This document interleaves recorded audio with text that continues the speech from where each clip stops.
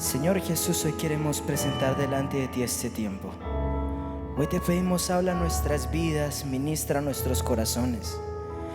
Estamos dispuestos a que tú nos hables, a que tú toques nuestras vidas. Tú vas a decirle: Señor, me dispongo a que tú cambies lo que quieras cambiar en mi vida. Te digo, Jesús, úsame. Estoy aquí, Jesús. Estoy rendido ante ti. Tú eres el Señor de todo. Te doy gracias, Jesús.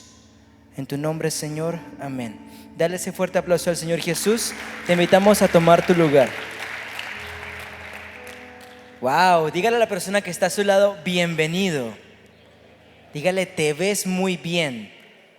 Y le vas a decir: pero te extrañé en la convención de jóvenes. Bueno, muchos de los jóvenes hoy están ya viajando a nuestra ciudad, estaban en la convención. Fue un tiempo espectacular y los motivo a nunca perdérselos, porque son tiempos donde Dios renueva las fuerzas, donde Dios ministra, donde Dios toca. Y definitivamente siempre que hay una convención, pues hay que aprovechar lo que el Señor tiene para nosotros. Pero hoy traemos un tema muy especial que se llama: toma el escudo de la fe. Si tienes tu cuaderno ahí, te invito a que lo puedas sacar y que puedas escribir este nombre: toma el escudo de la fe. Cuando hablamos de guerras, generalmente las personas piensan primero en el armamento y luego en la defensa. Si yo tengo un excelente armamento, pero mi enemigo tiene una excelente puntería, ¿quién va a ganar? El que tenga mejor puntería. Pero si tengo un buen armamento y una muy buena defensa y mi enemigo tiene una muy buena puntería, ya las cosas se equilibran un poco más. Cuando vamos a la guerra, no solamente nos preocupamos por qué tan bueno es nuestro armamento, sino que también nos fijamos en nuestro blindaje. Mira lo que dice Efesios 6:14, versículo 16. Dice así: estad pues firmes, ceñidos vuestros lomos con la verdad y vestidos con la coraza de justicia y calzados con los pies con el apresto del evangelio de la paz. Sobre todo, tomad el escudo de la fe, con el cual podáis apagar todos los dardos de fuego del maligno. Esto lo escribe el apóstol Pablo mientras estaba en una cárcel. Hemos venido hablando acerca de la armadura. Hemos venido hablando acerca de que Dios nos dice: fuerte, eres valiente, tú puedes. Y que muchas veces usó algunos de sus hombres, algunos de sus siervos que tenían miedo. Y en este caso se cree que uno de los conocidos de Pablo era un soldado romano. Se cree que era el señor Gallo. Dígale a la persona que está a su lado: el señor Gallo. En la palabra encontramos acerca de este señor Gallo, que dice que él fue un testigo fiel y que perseveró hasta el final. Pero se cree que Gallo estuvo presente en el momento en que el apóstol habla acerca de la armadura. Aquí les vamos a mostrar una foto de la armadura romana. Cuando hablamos de la armadura romana es un ejemplo de cómo es ese armamento a nivel espiritual. Como podemos ver acá, ellos tenían su cinturón para proteger que no se les cayera la espada, tenían su escudo, tenían su lanza, su coraza, su yelmo, su calzado especial. Todo lo de los soldados romanos era diseñado para la guerra. Ellos fueron una potencia y, por ejemplo, ellos combinaron varias de las grandes técnicas de los imperios anteriores, de los griegos, de los espartanos. Por ejemplo, el calzado de los romanos tenía unos taches muy parecidos a los del fútbol. ¿Por qué? Porque cuando ellos hacían sus famosas falanges, es decir, que se ponían escudo a escudo contra el enemigo que iba contra ellos, ellos quedaban clavados en el suelo. O si de pronto algún soldado iba de muy aventurero hacia ellos, ellos cogían esos zapatos con taches y pisaban a los otros soldados. Tenían todo diseñado para la guerra, estaban preparados para la guerra. Y hoy en día vemos dos realidades. La realidad espiritual y la realidad física. En la realidad física uno come, se alimenta, va a la universidad, va al trabajo, atiende a los hijos, atiende a la esposa. Y muchas veces olvidamos que existe una realidad espiritual. ¿Cómo así? A veces nos enfrentamos a situaciones diarias en estas áreas que nombramos que nos estresan, que nos causan problemas. Por ejemplo, cuando estás en un trabajo y un jefe te grita, o cuando estás en la universidad y se te burlan por ser cristiano. Tienes que entender que hay toda una realidad espiritual detrás. Ignorar la realidad espiritual no quiere decir que no exista. No peleamos por la victoria, sino desde la victoria. Cuando entendemos que hay una realidad espiritual, tenemos que entender que si hay una realidad espiritual, hay dos bandos, que ya los conocemos, que es el bando de Dios y el bando del enemigo. Nosotros ya vencimos, ¿por qué? Porque Jesús venció en la cruz. Pero muchas veces se nos olvida ese pequeño detalle. Nosotros no peleamos para obtener la victoria. Nosotros peleamos porque ya obtuvimos la victoria. Ya sabemos que ganamos. A ver, ¿se vieron el partido de ayer? ¿Quién se lo vio? Yo quiero que me sean súper sinceros. ¿Alguien aquí dudaba que la selección iba a ganar? ¿Por qué no dudábamos que la selección iba a ganar? ¿Por qué? Porque está invicto y porque de por sí la selección es un equipo superior a ese equipo. Sin embargo, algunos nos pusimos nerviosos cuando se acercaban al arco, ¿sí o qué? ¿Cómo le fue a Samuel con ese partido? Uno se lo gozó, ¿no? Pero ¿qué pasaría si la selección se enfrentara a España? Es diferente, ¿sí o qué? ¿Por qué? Porque son equipos diferentes. Entonces, entendamos que hay una realidad espiritual que uno no puede ignorar. Como ayer entendíamos que la selección era futbolísticamente superior a Costa Rica, tenemos que entender que tú y yo ya vencimos porque tenemos a alguien que es superior a nuestro adversario. Pero ¿qué pasa? Que preferimos pelear nuestras batallas de la manera física y humana. Entonces, si tengo un conflicto con una persona, lo primero que hago es enfrentarme a la persona. Si tengo un problema con mi jefe, lo primero que hago es insultar al jefe. No ir a la cruz y decirle a Jesús: Señor, estoy teniendo esta situación, ¿qué hago? Todo lo que tú quieras conquistar, primero conquístalo a nivel espiritual. Si logras conquistarlo a nivel espiritual, podrás hacerlo en esta tierra. Bueno, vamos a repasar un poquito acerca de estos temas. Hemos hablado de la armadura. ¿Qué es la armadura?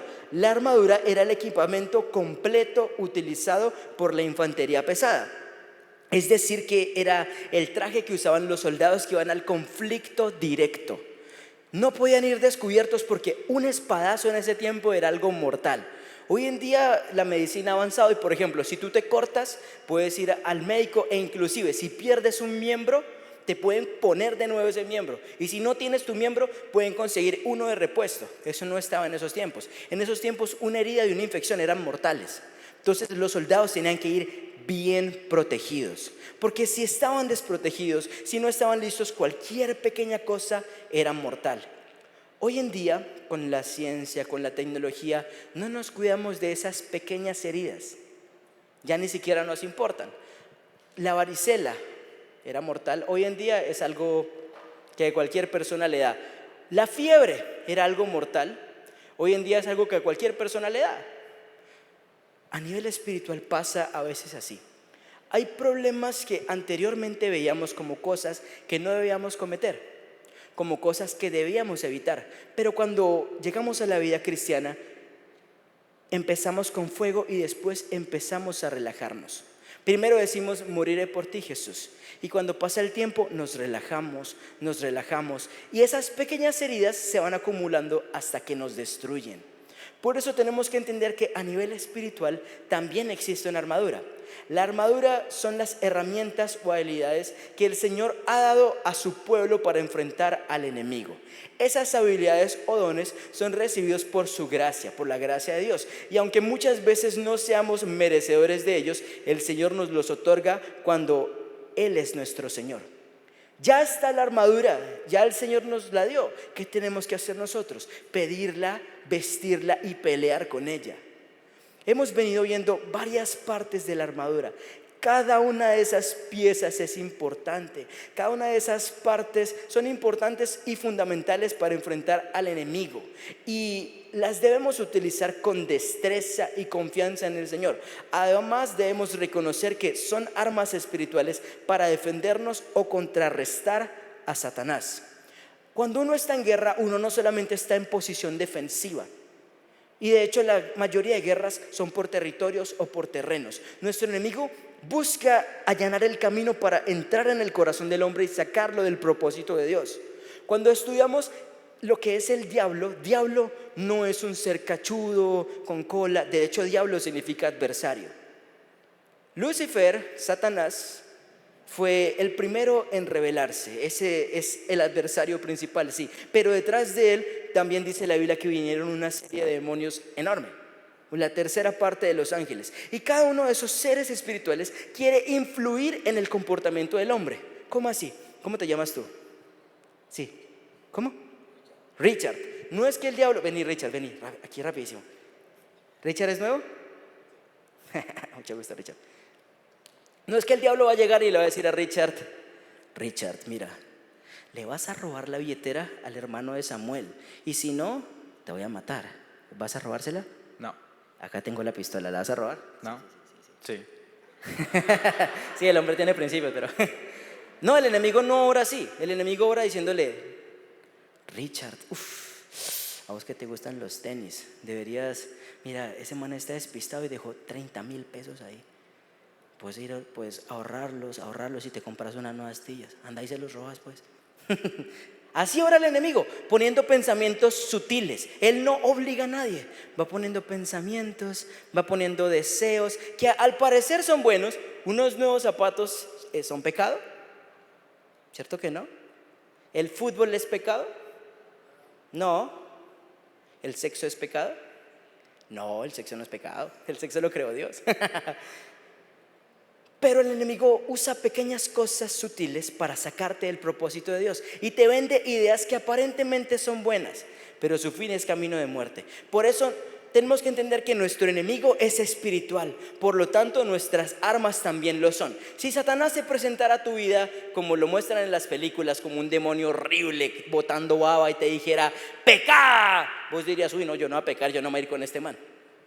Pero cuando miras bíblicamente cómo es, era un ángel de luz, el más bello entre los ángeles, uno de los que más autoridad tenían, y se presenta de esa manera: bello a los ojos, agradable. No se te va a mostrar físicamente, pero sí te va a poner esas ideas que te van a sacar. Entonces, si ya sabemos que tenemos este enemigo, ¿qué tenemos que hacer? Necesitamos esta parte de la armadura que se llama el escudo de la fe.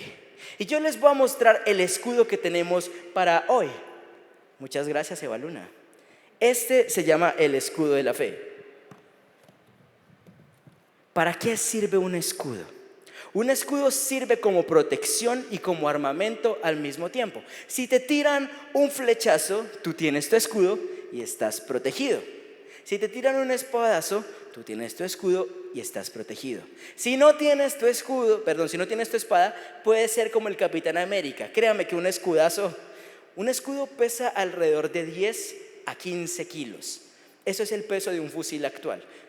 Y resulta que en el caso de los romanos, ellos tenían un escudo muy especial que era de cuerpo completo y tenía varias plaquetas de madera, de hierro y de cuero. ¿Para qué servía el cuero? El cuero servía para ser remojado, que quedara totalmente empapado el escudo, y cuando les tiraran una flecha con fuego, al tocar el escudo se apagara. Muchas veces los cubrían con aceite para que cuando el soldado pegara con la espada se resbalara, perdiera el equilibrio. Y como ellos tenían sus zapatos especiales, aunque el campo estuviera embarrado, ellos seguían adelante. El escudo era parte fundamental del armamento de los romanos y ha sido algo muy importante en el armamento de todos los ejércitos. Hoy en día no usan escudos, pero sí usan chalecos antibalas, sí usan vehículos blindados. Entonces, Efesios 6:16 dice: sobre todo, tomad el escudo de la fe, con el cual podáis apagar todos los dardos de fuego del maligno. Si tú no tienes un escudo y estás en medio de una lluvia de flechas, en algún momento una flecha te va a alcanzar. Y las flechas eran como las balas en su momento, eran armamentos de larga distancia. Si una flecha te pegaba en cualquier parte, era una herida mortal. ¿Han visto en la televisión que le disparan a la gente en un brazo y dicen que eso es una herida superficial? Eso en la vida real no existe. Si usted le pegan un balazo en un brazo, le toca una arteria y se murió. Entonces necesitaban el escudo. Lo siguiente: los dardos de fuego pueden venir de muchas formas, ya que Satanás siempre está buscando la manera más eficaz para atacarnos donde somos débiles. Satanás es un adversario que lleva estudiando al hombre desde el momento en que el hombre pisó la tierra. Desde el momento en que el hombre adquiere conocimiento, el enemigo dice, voy a tirarme la historia del hombre. Entonces, es un enemigo que nos conoce y que no nos ataca cuando somos fuertes. Satanás no te va a atacar aquí en este momento, porque estás rodeado de más personas. Satanás te va a atacar cuando tú estés en tu casa solo. Te va a atacar cuando tengas algún deseo que tal vez no es lo que necesitas en este momento, y Satanás te lo va a presentar de una manera fácil. Bueno, ya me pueden recoger el escudo que me distraigo. Ahí viene Eva Luna. Gracias, Evita. Entonces, el trabajo de Satanás es tomar los deseos del hombre, las cosas que el hombre quiere, y presentárselos de manera fácil para sacarlos del propósito. ¿Se acuerdan que preguntamos cosas normales si eran pecado? Ahora les pregunto, ¿trabajar es pecado? Pero ¿qué pasa cuando trabajar te roba el espacio de Dios? ¿Tener hijos está mal? Pero ¿qué pasa cuando tu hijo se convierte en el ídolo? ¿Hacer ejercicio está mal? No. Pero ¿qué pasa cuando el ejercicio te roba el lugar de Dios? Cuando se transforma en ídolos. Cuando llega la situación compleja y quiere destruirte. Por eso este versículo nos dice, sobre todo toma el escudo. Tú puedes tener la armadura completa, pero si no tienes el escudo no vas a poder parar los ataques más importantes.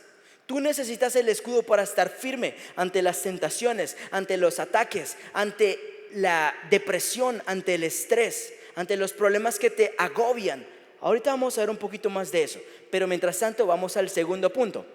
¿Cómo uso el escudo y de qué sirve? Ya sabemos que hay una guerra, que necesitamos el escudo, que tenemos un adversario claro. Ahora, ¿cómo utilizo ese escudo? Efesios 6:16. Sobre todo tomad el escudo de la fe, con que podáis apagar todos los dardos de fuego del maligno. Para usar el escudo tienes que pedirlo, obviamente. Pero ¿de qué me sirve? Me sirve cuando entiendo que todo es espiritual. Todo tiene un trastorno. Un trasfondo. Cuando una persona te dice una cosa, tú tienes que entender que esa persona vive algo en su casa. Esa persona tal vez está viviendo luchas. Tal vez el enemigo ya lo atacó y te quiere atacar por medio de esa persona. Ejemplos, cuando en casa un papá te dice, eres un estúpido. Cuando en una universidad o en un colegio se te burlan por tu aspecto físico.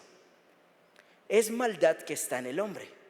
Y si yo entiendo que esa maldad que está en el hombre no es propia del hombre, sino que fue puesta por el adversario, yo no me voy a poner a llorar ante una cosa de estas, sino que yo digo, ¿de qué manera Satanás me quiere atacar a través de esta persona?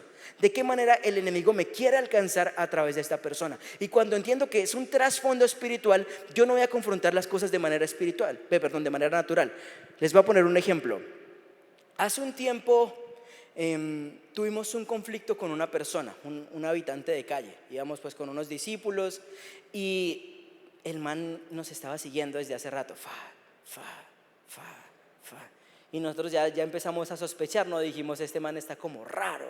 Entonces iba con Gamboa, creo que con Serna y con Santiago. Íbamos ahí y confrontamos a ese adversario de una manera no espiritual. ¿Por qué? Porque íbamos pasando, entonces yo le pregunté a Gamboa. Conocen a Gamboa, ¿no? Mi discípulo morocho como así alto. Gamboa, ¿trajiste la traumática? Y el Gamboa me dijo, sí. Y Santiago, ¿trajiste tú la tuya? Y me dijo, no, yo traje la perforadora porque estaba en la obra de construcción. Y ese man apenas oyó eso, ¿saben qué hizo? Desde hace rato que nos venía siguiendo, se hizo así y se fue. Ese man se asustó, pero no fue algo espiritual. Pero cuando vienen estas situaciones, si tú los confrontas de manera espiritual, ahí es un poquito diferente. Conocí la historia de un líder que está aquí sentado, que lo iban a robar y el man le sacó un arma. Y este líder sacó su Biblia y le dice, yo tengo un arma más poderosa que la tuya. Así con la fe llegó un policía y le cascó al man que le iba a robar. Esa es la defensa de Dios. Ahora, le hago una pregunta. ¿Qué es más fácil? ¿Confiar en Dios o confiar en nuestras propias fuerzas? ¿Qué es más fácil? El poder de Dios es inigualable, pero todos vamos por la opción de confiar en nuestras fuerzas. ¿Sabe por qué? Porque cuando buscamos a Dios, muchas veces la respuesta no es la que nosotros buscamos, sino que la respuesta es la que Dios tenía pensada. La fe nos permite vencer.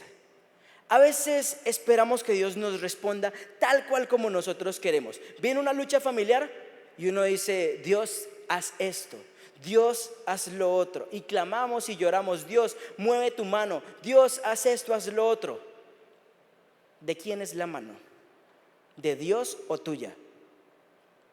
Es la mano de Dios. Tú y yo no podemos mover la mano de Dios. Dios mueve su mano. Él tiene un propósito y Él ve más allá de lo que nosotros estamos viendo. Pero es necesario entender que tú y yo no vamos a mover la mano de Dios. La fe nos permite vencer. ¿La fe en qué? La fe en Dios. Tú y yo no somos quienes producimos los milagros. Tú y yo no somos quienes hacen los cambios. Es Dios. Pero si tú te humillas delante de Dios y lo que tú estás pidiendo va de acuerdo a lo que quiere Dios, obviamente pues vas a tener una respuesta. Ahora, ¿cuándo debo tomar el escudo de la fe? Número 1, cuando tus amigos empiecen a cuestionar tu creencia en Dios. Es básico. ¿Cuántos acá están en la universidad? ¿Cuántos acá tienen un trabajo? Todos nosotros estamos involucrados en algo. Y cuando empezamos con el camino de la fe, somos cuestionados en una universidad, en un colegio. ¿Por qué crees en Dios? Ahí es cuando yo tengo que estar agarrado con ese escudo de la fe. Tú no puedes tener fe si tú no conoces a tu Dios. Tú tienes que estar preparado para las preguntas. Tú tienes que conocer de Dios de tal manera que lo conozcas como a tu mejor amigo. ¿Qué le gusta? ¿Qué no le gusta? ¿Por qué hizo esto? ¿Por qué no hizo lo otro? Tú vas a tener fe entre más cercano estés a Dios. Lo segundo, cuando alguno de tus papás pierde su trabajo y no sabes bien qué va a pasar. Muchos acá dependen de sus papás.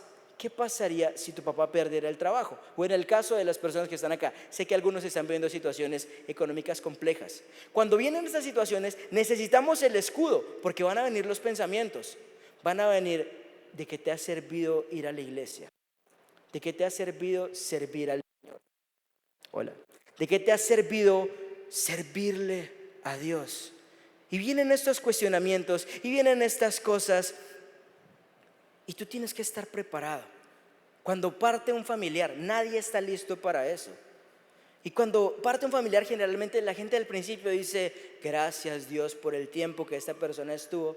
Pero luego viene el luto. Y en el luto vienen los pensamientos que te afectan. ¿Por qué Dios hizo esto si es tan bueno? ¿Por qué Dios permitió esto? ¿Por qué Dios esto? ¿Por qué Dios lo otro? Cuando nuestra abuela partió con el Señor, yo sabía que mi abuela iba a partir ese día. Ella había estado mal, me senté a tocar mi guitarra. Gracias Dios. Yo viví este proceso de quebrantamiento. Gracias por mi abuela. Al mes, gracias. Ya a los 6 meses empecé a sentirme mal. Yo decía: pero no es justo, porque mi abuela murió en el 2020. ¿Y en el 2020 qué hubo? No la pude ver en un año. Yo decía: Señor, no es justo. Una persona que te sirvió por tantos años y básicamente murió sola. Y venían esos argumentos y esos argumentos y esos argumentos, y mi cabeza se empezó a llenar de esos argumentos. Hasta que llegó el punto en donde yo estaba enojado con Dios. Llegó el punto donde decía: Señor, tú eres injusto. Y estaba aquí en tarima cantando, pero por dentro decía: ok, sí, tú haces milagros, pero fuiste injusto con mi abuela. Y fue un tiempo de reconocer que me había equivocado, que me había llenado de rabia por no tener el escudo de la fe. ¿Cuál es la meta de un cristiano?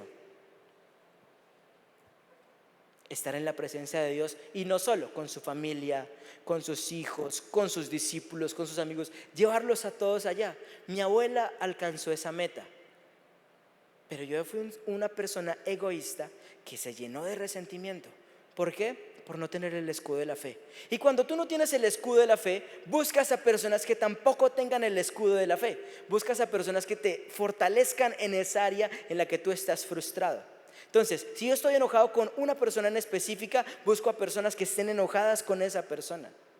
Si yo siento que me están haciendo una injusticia, busco personas para decirles: esto es injusto. Porque el hombre tiene la necesidad de desahogarse. Tristemente, no nos desahogamos con las personas correctas. ¿Cuál es la manera de enfrentar una pérdida? Con Dios, pero también con un líder, también con un pastor, buscando a alguien de autoridad que me sostenga, que me aumente mi fe. lo siguiente: cuando estás tan mal emocionalmente que te sientes totalmente triste y sin ánimo, una de las maneras más efectivas en que el enemigo destruye a las personas es tocando sus emociones, es tocando su ánimo, es tocando sus sentimientos. Cuando te destruyen los sentimientos, el ánimo, quedas como una persona así.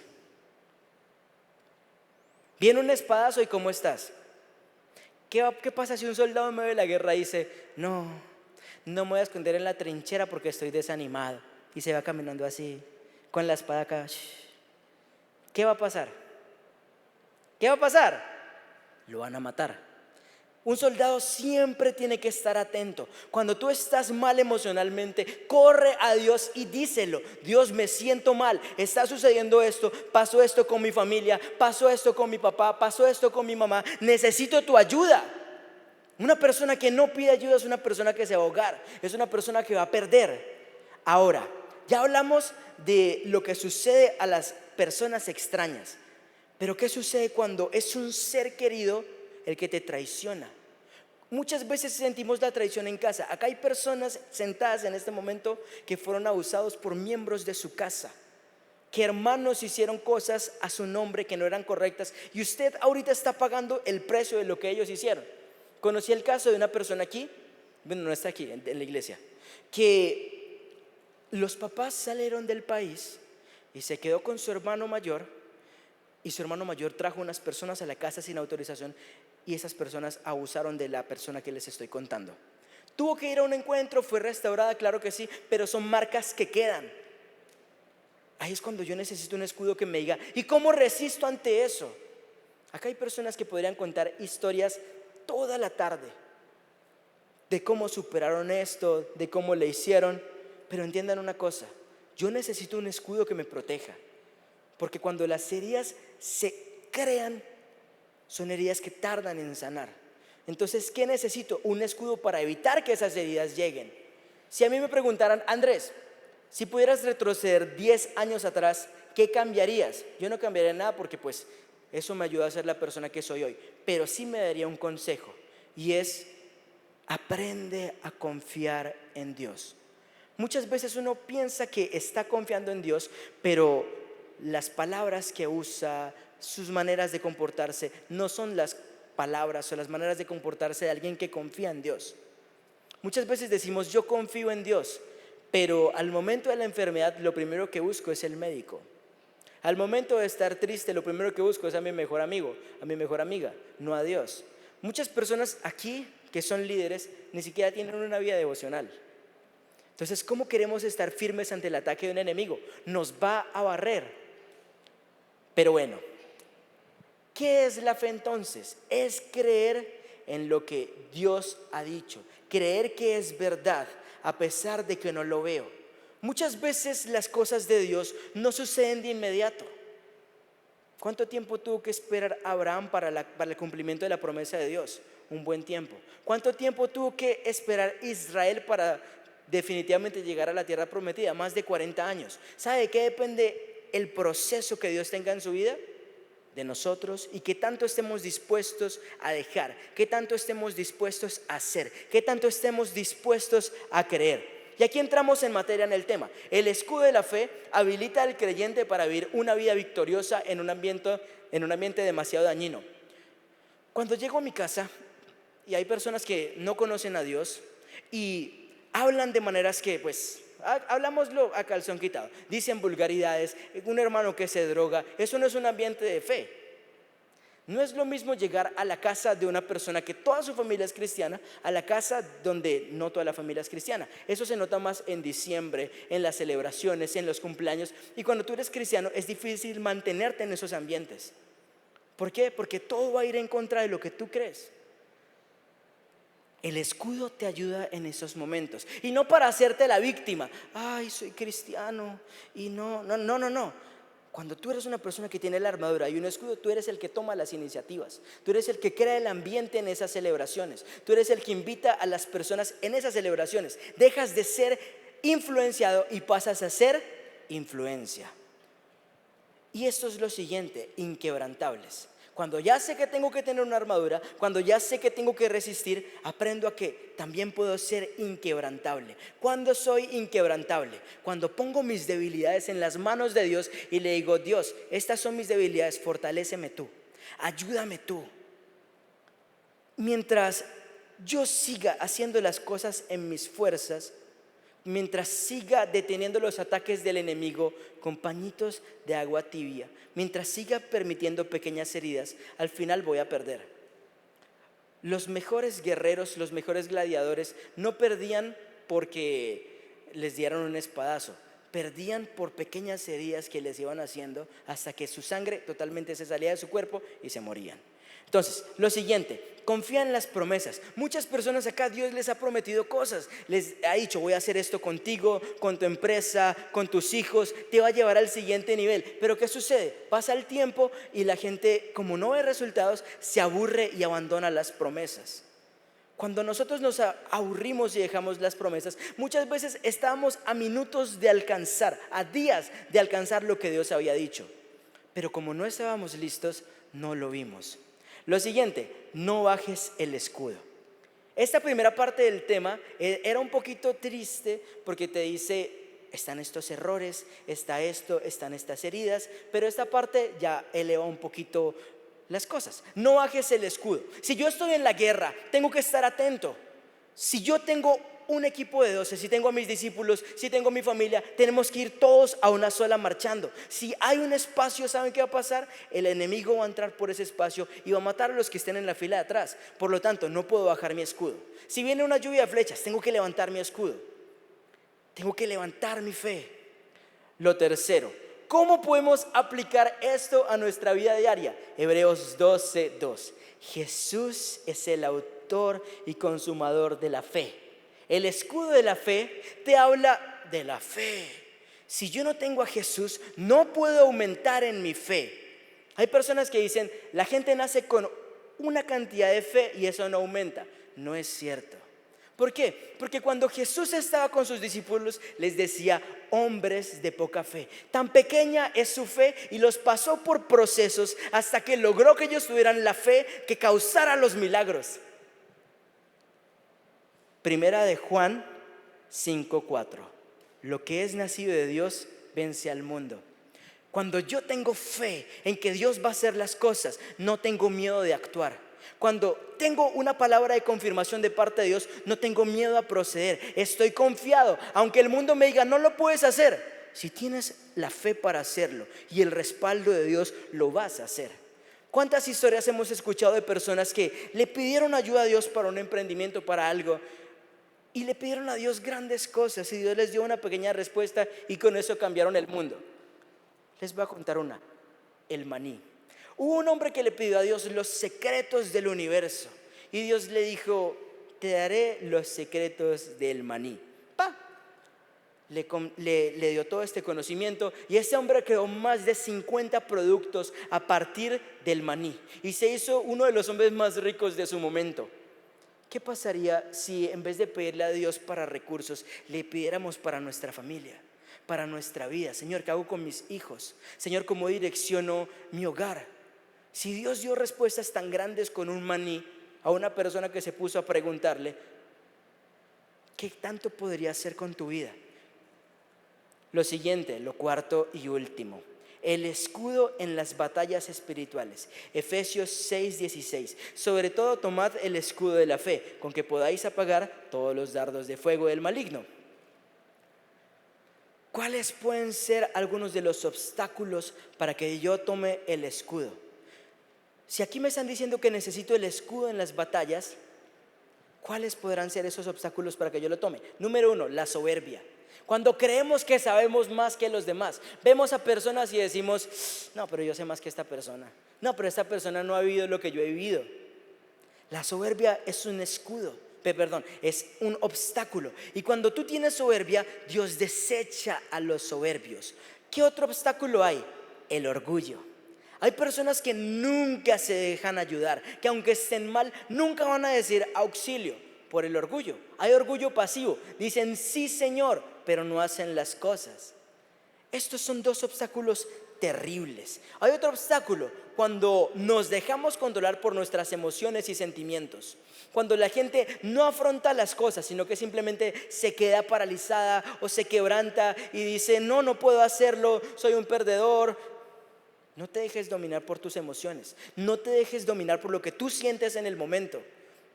¿Cómo sabemos que estamos siendo dominados por los sentimientos y las emociones? Cuando viene un problema y tú sientes que no puedes hacerlo. Si tú tienes hambre, ¿qué te dice tu cuerpo? Come. ¿Sí o qué? Si tú tienes necesidades, el cuerpo te va a decir, haz esto, haz lo otro. Y te va a mandar ideas. Y aún en la noche cuando estás dormido, van a llegar pensamientos y pensamientos como un bombardeo. ¿Por qué no lo estás haciendo? ¿Por qué no lo logras? Vamos. Hasta que tu mente te empieza a doler la cabeza y no sabes qué hacer. En estos momentos toma ese escudo y di, ¿qué dice la palabra? ¿Cuáles son las promesas que me ha dado Dios? ¿Estoy sin trabajo? ¿Qué promesas tiene Dios? ¿Qué argumentos hay en mi vida? ¿Qué tengo que romper para seguir adelante? Lo siguiente, cuando somos pesimistas. El hombre por naturaleza, y más que todo nosotros los hombres, tendemos a ser pesimistas, a ver el peor ambiente posible. Y sentimos que tenemos el poder de Spider-Man, de que viene aquí el peligro y lo va a detectar. Mijo, eso se llama ansiedad. Y somos pesimistas ante todo. Si sucede una cosa, pensamos que va a suceder lo peor. Uno se monta en un avión y uno dice, este avión se va a caer. Uno va de viaje, ay, eso me salió muy caro. Uno se come algo, no, ¿qué hubiera hecho con esta plata? Uno ve que una persona avanza, no, pero esa persona no. Y siempre se le ve el lado flaco, el lado malo a las cosas. Estas son personas que nunca avanzan. Esto de ser pesimista es básicamente la antítesis de la fe. La fe es creer en lo que tú no estás viendo. Y ser pesimista es ver y pensar en lo peor. Bueno, cuando dudamos. Y aquí entramos ya en la recta final. Cuando dudamos, ¿y por qué dice Pedro? Porque Pedro fue uno de los apóstoles más grandes. Pedro aprendió de Jesús directamente. El Señor Jesús muchas veces hizo referencias acerca de Pedro, pero en determinado momento Pedro estaba en una barca. Pedro estaba en esa barca y ven a lo lejos que se acerca una persona. Ellos dicen, parece ser un fantasma. Era Jesús que se acercaba a la barca. Y cuando Pedro reconoce a Jesús, dice, bueno, si eres Jesús, manda a que yo camine sobre las aguas y vaya hacia ti. Y Jesús le dice, ¿tienes la fe para hacerlo? Ven. Pedro se baja de la barca y empieza a caminar sobre las aguas y se dirige hacia Jesús. Todo bien, los discípulos aterrados. Es un milagro, en una tormenta, que alguien camine sobre las aguas en el mar. Wow. El hombre va caminando y empieza a ver las olas de los lados y duda y se hunde. Gracias a Dios, Jesús estaba en ese momento frente a él. Jesús lo toma de la mano y lo saca. Cuando tú y yo dudamos, cuando nuestra fe flaquea, inmediatamente caemos. Y ahí es cuando tenemos que recordar que tenemos a Jesús. Decirle, Señor, fortalece mi fe, porque no creo en este momento. Y es cuando Jesús toma tu mano y te saca de las aguas. Las dudas nos dan inseguridad y nos paralizan. Esto sucede porque nuestro método de defensa es dos: o huir de los problemas o quedarnos paralizados ante los problemas. Y si tú sientes que te quedaste paralizado, tienes que correr a Dios. Tienes que decirle, Señor, ayúdame. Si tú eres de las personas que se enfrentan a las cosas, enfréntate con el escudo. Pero no dejes que te quedes ahí como si nada. Lo siguiente, creemos que nuestra fe mueve la mano de Dios y es al revés. Muchas veces creemos que porque yo creo algo, que porque yo estoy orando por una cosa, las cosas van a suceder. Eso lo hablamos un poquito al principio. Tu fe no mueve la mano de Dios. La mano de Dios mueve tu fe. Tú tienes una medida de fe que Dios te dio para creer en las cosas.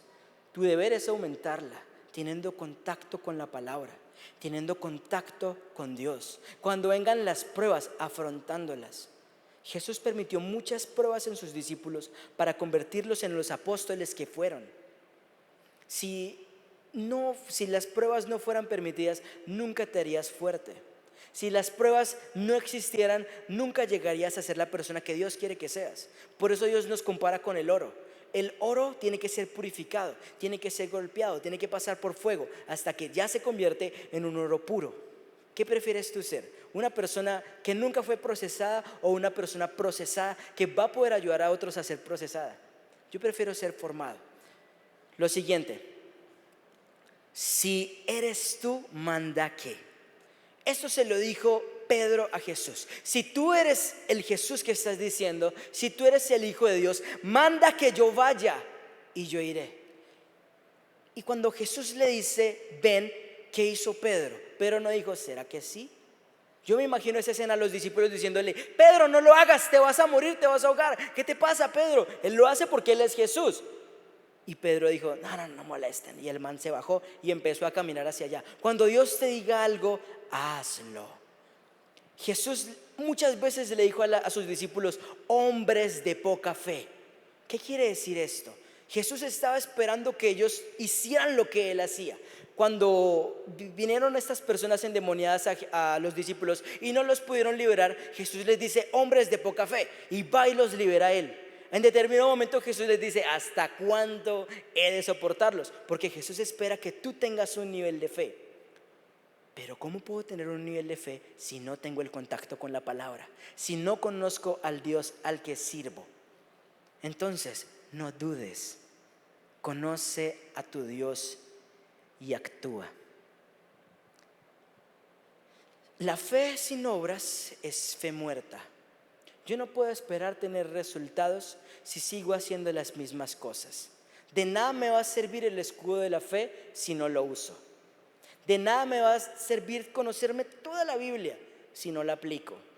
De nada me va a servir decirle a todo el mundo soy cristiano y ser un hipócrita. Entonces, ¿qué tengo que hacer? Tomar ese escudo, conocer lo que dice la palabra y actuar. Te hago una pregunta, ¿cuál es tu desafío hoy? ¿Por qué estás aquí? ¿Tienes un problema en la universidad, una materia que te está costando? ¿Tienes a tus hijos? ¿Te está costando? ¿Cuál es el problema con que estás hoy cargando? Porque esos problemas delante de Dios son pequeños. ¿Qué pasa? Que tenemos que acercarnos y decirle, Dios, fortalece mi fe. Hoy vamos a orar, claro que sí, por varias cosas. Número 1, pues para tener el escudo de la fe. Y número 2, porque vamos a tener un desafío para el próximo año. Desde hoy hasta el próximo año. Acabamos de venir de una convención en la que nuestra fe fue desafiada. El lunes tuvimos una reunión con los pastores. Estuvimos con los pastores internacionales, los nacionales, y ungieron nuevos pastores. Personas que fueron fieles en lo poco, personas que, estuvieron dándole con toda. Y pues yo les pregunté a ellos, ¿cómo hiciste para cambiar vidas? ¿Y sabe cuál era la respuesta de estas personas? Se interesaban en la gente. Si yo tengo la fe en que Dios me va a usar para cambiar personas, Dios va a abrir el camino. Dios va a poner las cosas que tú necesitas. Necesitas recursos, Dios es el dueño del oro y de la plata. Necesitas inteligencia, Dios da sabiduría al que la pide. Pero mientras sigamos con los sueños pequeños, las pequeñas cosas, nunca vamos a avanzar. ¿Sabe qué me impresionó de esos pastores que ungieron? Que no eran hijos de nadie. No eran personas reconocidas. Son personas que usted los había visto por ahí y usted nunca se iba a imaginar. Ellos tampoco, porque eso no estaba planeado.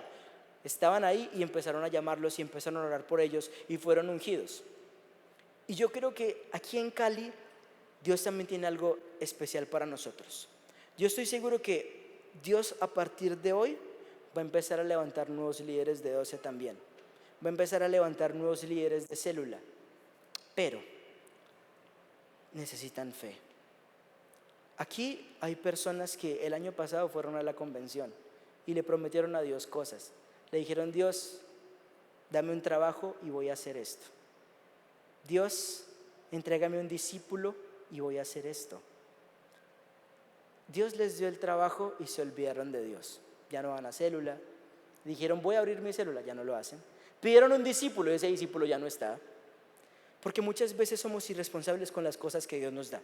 Tenemos la fe para tener las cosas, pero no la fe para mantenerlas. Les hago una pregunta, ¿cuántos quieren tener una fe completa para tener y para mantener lo que Dios tiene para ustedes?